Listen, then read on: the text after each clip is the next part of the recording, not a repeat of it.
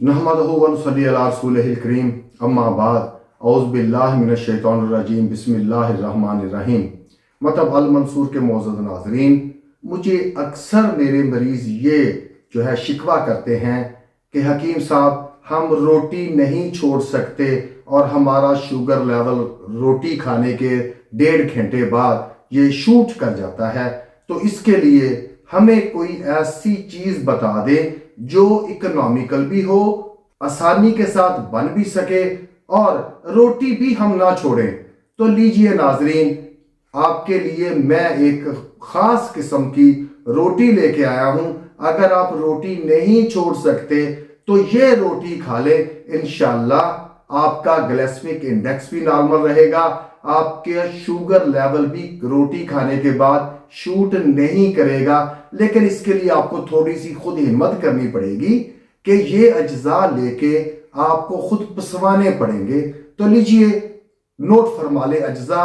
काले चने 250 ग्राम, बाजरा 400 ग्राम, साबुत मूंग जो मूंग की दाल है उसको साबुत मूंग 100 ग्राम, मकई खुश्क 500 ग्राम, जौ का दलिया 250 ग्राम, रागी 250 ग्राम, इसको फिंगर मिलेट कहते हैं, सोयाबीन्स 150 ग्राम, कैनवा 150 ग्राम, अलसी 150 ग्राम, जवार 400 ग्राम, गंदम 2.5 किलो। अब इसे धूप लगवा कर पत्थर की चक्की ढूंढ के उसके अपने सामने इन तमाम अशिया को मिक्स करके आप पसवा लें। आपको हर रोटी जो 10 ग्राम से ज्यादा प्रोटीन देगी, ढेर सारा फाइबर मिलेगा, इसके साथ हेल्दी फैट्स और potassium, magnesium, calcium, vitamin B12, vitamin B6, vitamin E, तमाम चीजें मिल जाएंगी। इस आटे से आपका हाजमा, एनर्जी लेवल और मसल रिकवरी बेहतर होगी। इम्यूनिटी ऐसे हो जाएगी जैसे पत्थर होता है। लेकिन एक बात का ध्यान रखिएगा कि अब ये ना हो कि इसकी रोटी बहुत बड़े साइज की बना ली जाए या यही 4-4 रोटियां खाना शुरू हो जाए।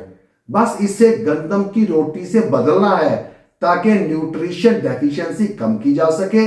इसके साथ अंडा, गोश्त और दूसरे प्रोटीन और ढेरों सब्जियां खाना भी जरूरी है। तो नाजरीन, ये आपके लिए एक ऐसा मल्टीग्रेन आटा है जो आप बहुत मुनासिब कीमत में खुद बना सकते हैं। इसकी 100 ग्राम रोटी होनी चाहिए, पकी हुई की वजन 100 ग्राम होना चाहिए। आप इसको इस्तेमाल करें, शुगर को कंट्रोल करें, बल्कि रिवर्स करें और अपनी ताकत को बहाल करें। मुझे दुआओं में याद रखें। वमा अलैना इल्लल बलाग।